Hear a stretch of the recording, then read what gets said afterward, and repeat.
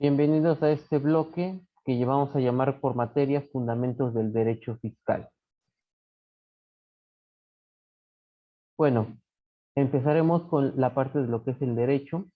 No hay que perder de vista que el derecho nos marcan como definición que son las normas jurídicas que regulan el actuar de la sociedad, digamos, del ser humano en sociedad, ¿sale? Y el cual tiene dos ramificaciones o dos subdivisiones, que es el derecho público y el derecho privado.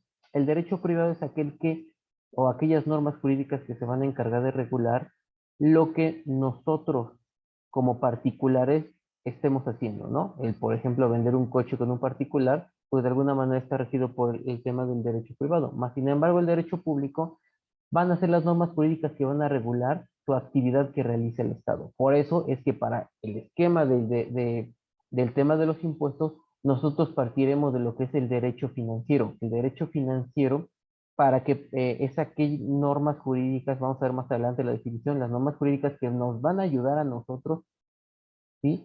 A que el Estado, de alguna manera, realice su actividad de manera correcta. Y para hacer eso, se llega de tres subramas, que es el derecho presupuestario, el derecho patrimonial y el derecho fiscal.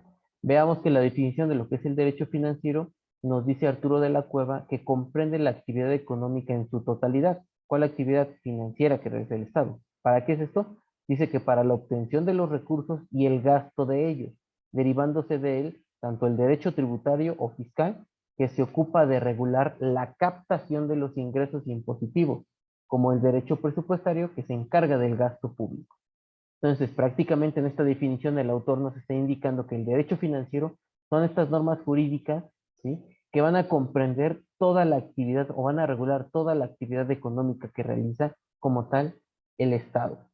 Y bueno, en el derecho presupuestario nos va a indicar que en la definición nos indica, más bien dicho, que son aquellas normas jurídicas que van dirigidas a la obtención, ¿sí? Tanto de los ingresos y la realización de las erogaciones en los gastos necesarios para atender el funcionamiento de los servicios públicos. Entonces van a ser las normas jurídicas que van a regular tanto la obtención como el gasto que va a realizar el Estado del dinero que percibe. Y bueno, en el derecho patrimonial, de alguna manera van a ser las normas jurídicas que van a gestionar estos bienes. ¿Cuáles bienes? Los recursos que tiene de alguna manera el Estado y que estos sean utilizados de manera correcta, ¿sí? Y por último tenemos que es en lo que nosotros nos vamos a basar en esta materia, el derecho fiscal. Adolfo Rioja Vizcaíno nos dice que es un conjunto de normas y principios que van a regular algo muy importante que se llama relación jurídico-tributaria. Y el mismo autor nos define que esta relación jurídico-tributaria la vamos a entender como el vínculo jurídico, ¿sí? En virtud del cual nosotros los ciudadanos estamos obligados a contribuir con la parte proporcional de nuestros ingresos, rendimientos y utilidades para el sostenimiento del Estado. De alguna manera, estas normas jurídicas o una de estas normas jurídicas la encontramos en la Constitución Política, específicamente en el artículo 31, fracción 4, que nos indica que todos los mexicanos estamos obligados a contribuir para los gastos públicos. Y bueno, de alguna manera este derecho fiscal tiene una relación muy cercana con otras ramas del derecho. Ejemplo, tenemos el derecho constitucional. El derecho constitucional está vinculado con el derecho fiscal como lo acabamos de ver ahorita, ¿no? Y lo mencioné con la Constitución, toda vez que de alguna forma estas normas jurídicas regulan, ¿sí? O establecen el actuar, ¿sí? Desde una base constitucional. El derecho civil también, ¿por qué? Porque van a ser las normas jurídicas que van a regular el actuar entre particulares que generan como tal un efecto de pago de impuestos, ¿sí? Derecho mercantil, el derecho mercantil también regula las normas entre el actual de los particulares. Ejemplo es, yo en mi negocio me dedico a vender mesas de escritorios y de alguna manera yo al venderle a un proveedor estoy generando un acto de comercio el cual está regulado en estas normas. Derecho procesal es también una rama del derecho que me va a apoyar o nos va a apoyar prácticamente a todos nosotros para que podamos de alguna forma, ¿sí? Defendernos ante actuaciones que realice el Estado por el cobro de estos impuestos y que no estemos de acuerdo nosotros.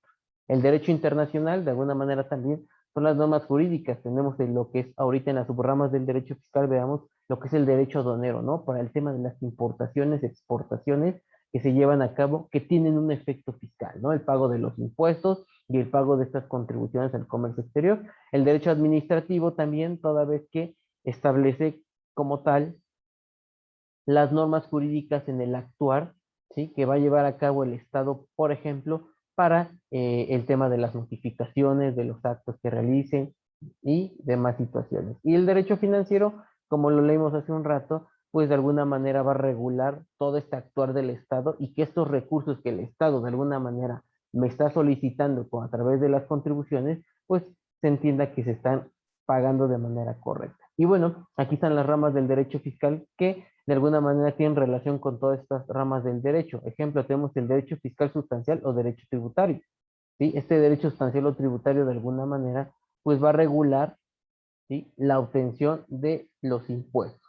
Derecho fiscal procedimental va a establecer las normas jurídicas de todo el procedimiento que debe de llevar a cabo el ente fiscalizador para que me pueda cobrar de alguna manera las contribuciones.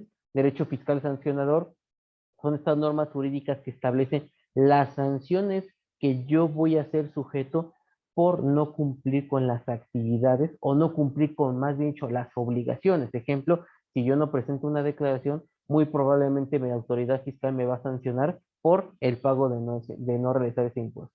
Derecho penal fiscal, obviamente estamos hablando de un tema de normas jurídicas que van a establecer cuáles son las penalidades en materia de cárcel, ¿sí? Cuando entramos en un tema de defraudación fiscal, ¿no? Lo que establece el artículo 108 y 109 del Código Fiscal de la Federación es una parte de este derecho penal.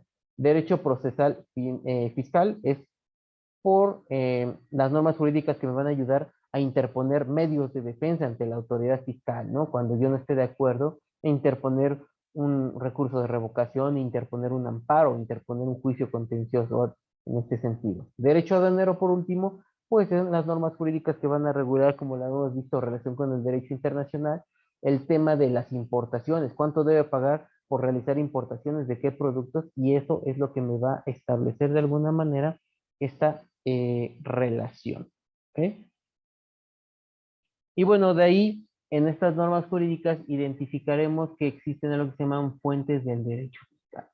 Las fuentes del derecho fiscal van a establecer de alguna manera un lugar donde van a emanar las normas jurídicas. Por ejemplo, tenemos la ley, el decreto ley, decretos delegados, reglamentos, circulares, acuerdos, convenios, doctrina, jurisprudencia, tratados internacionales y principios generales del derecho, ¿no? De alguna manera, con una ley se van a establecer normas jurídicas y de ahí van a emanar estas normas jurídicas que van a ser fuentes del derecho fiscal. Ejemplo, la ley de impuesto sobre la renta.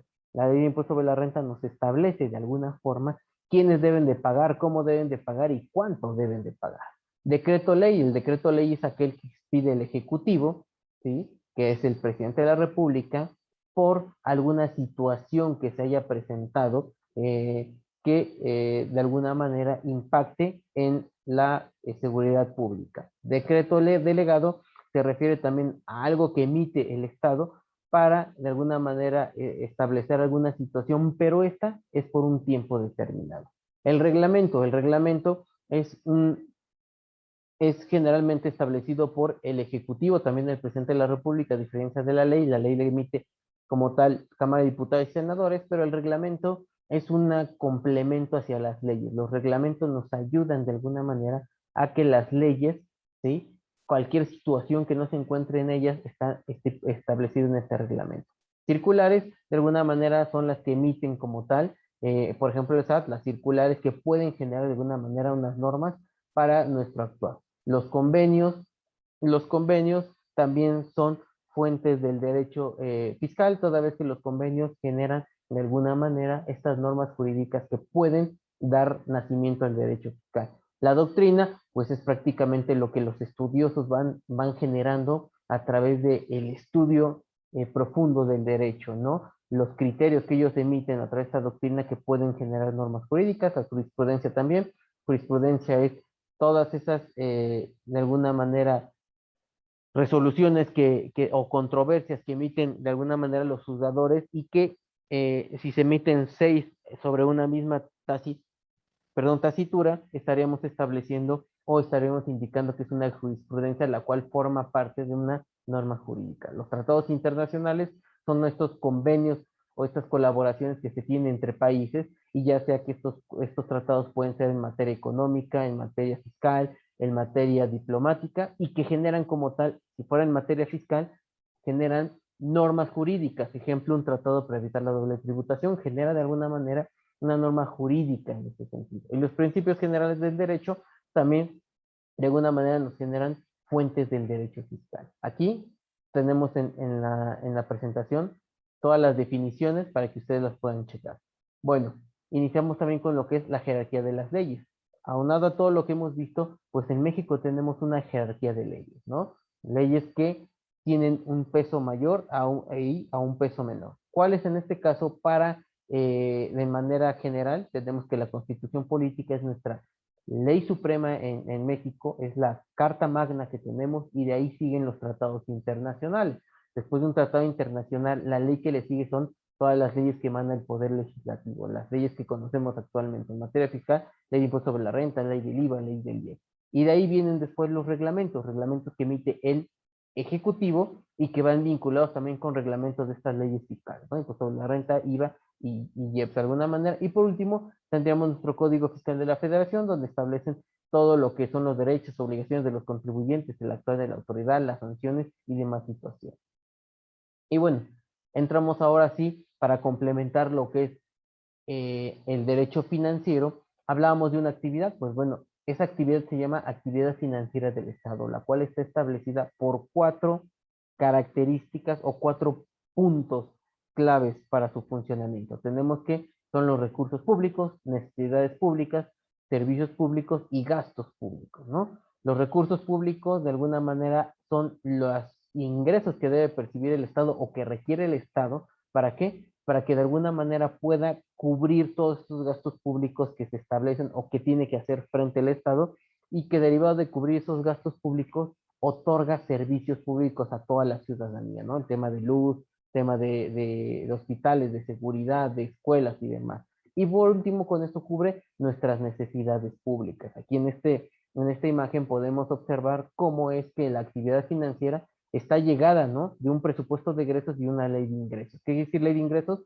Es donde nosotros vamos a tener cuál es la partida que el Estado requiere, ¿sí? En cantidad de dinero líquido para hacer frente a estos presupuestos de egresos, ¿sí? De alguna manera. Aquí tenemos lo que es una definición de la actividad financiera del Estado, que prácticamente, si se dan cuenta, es obtener ingresos, obtener recursos, administrarlos, manejarlos y con esto aplicarlos de alguna manera para cubrir las necesidades públicas. La ley de ingresos como tal es una ley que se establece por fundamento legal en el artículo 73 del Código de la Ley de la Constitución Política, y que obviamente es una ley general y anualizada. ¿Por qué? Porque esta tiene una vigencia de todo un año. Se emite normalmente un proyecto de ley de ingresos ahorita en el mes de septiembre, octubre, noviembre, para que empiece su vigencia a partir del mes de enero del siguiente año. Luego tenemos un presupuesto de egresos. El presupuesto de egresos de alguna manera también nos apoya para generar de alguna manera cuáles van a ser los gastos que tiene presupuestados el Estado, en qué rubros, y de eso poder establecer, ¿sí? Cuánto es lo que va a gastar y dónde lo va a gastar. Y bueno, para obtener estos ingresos del Estado o establecer este monto en lo que es la ley de ingresos de la Federación, tenemos una primera clasificación de los ingresos. Son los ingresos tributarios, ingresos no tributarios e ingresos financieros, ¿no? Mis ingresos tributarios, como su nombre lo indica, son aquellos que van a derivar de los tributos, de las aportaciones que nosotros estamos obligados a hacer al Estado, y estos se clasifican en impuestos, aportaciones de seguridad social, derechos, contribuciones de mejoras y accesorios de estas contribuciones.